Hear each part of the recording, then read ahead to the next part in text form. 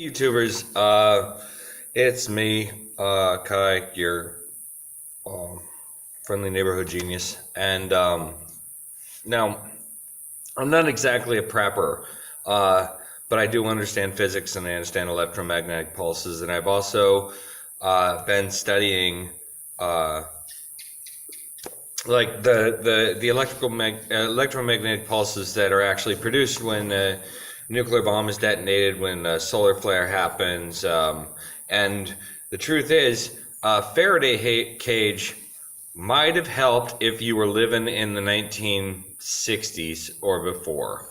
Modern electronics will not be protected by a Faraday cage. The particle waves of the nuclear blast are too small. They will go through the gaps in the screen. They're ultra high frequency electromagnetic waves. The gap between the screen, if it's larger than the height of the wave will pass through it. Simple as that. I am going to tell you how to protect your electronics from an EMP. The right way to do it. It's very simple. You get yourself a 55-gallon drum, a steel 55-gallon drum that provides a conductive surface all around. You weld a wire to it that goes to a ground, and you pound that into the ground. You put a cinder block in the bottom of it to hold your waterproof case. I prefer the metal waterproof ammo cans. You can get them cheap from survival stores. You want to take everything that you're putting in that ammo can and you want to wrap it in saran wrap, put it in Ziploc bags after it's wrapped in saran wrap to ensure that even if water does get into the container, that your electronics are safe. Keep a backup smartphone in there. Take and record instructional videos off of YouTube, a terabyte's worth of information on flashcards that you can put in with that smartphone, so that you can, as many videos as you can put in it, on solar systems, on wind, making your own wind generators, the kind of stuff that isn't going to take microchips and is going to be readily available for use.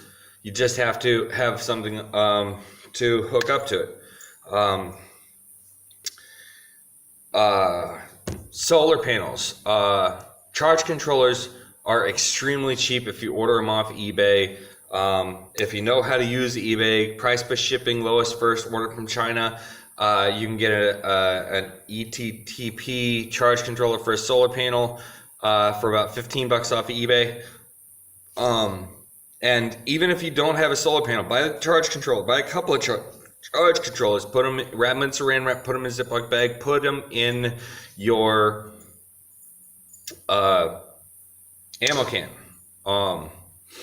Because solar panels are going to work after an EMP blast. You can get power from them, but you cannot do anything without the charge controller. And the charge controller has modern circuitry, so it's going to fry.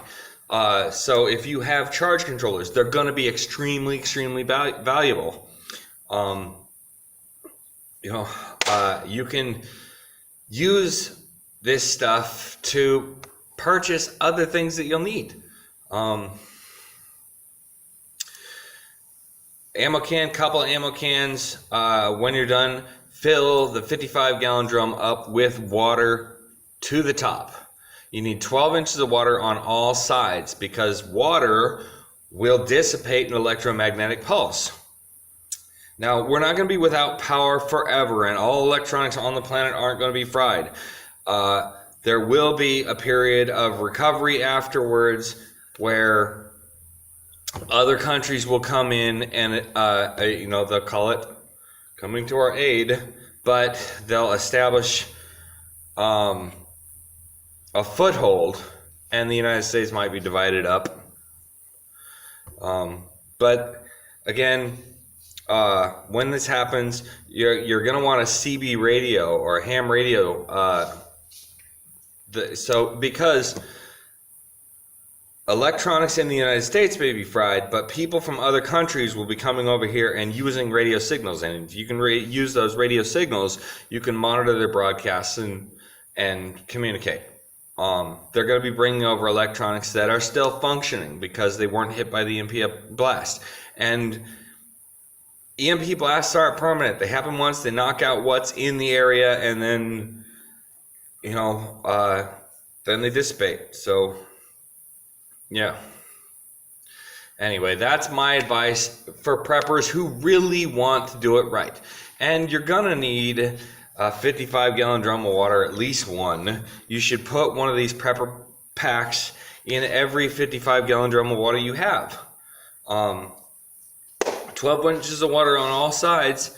You can protect a huge amount of electronics that you can get very cheap. Old cell phones, old ham radios, the Cobra walkie-talkies are friggin' cheap as hell now.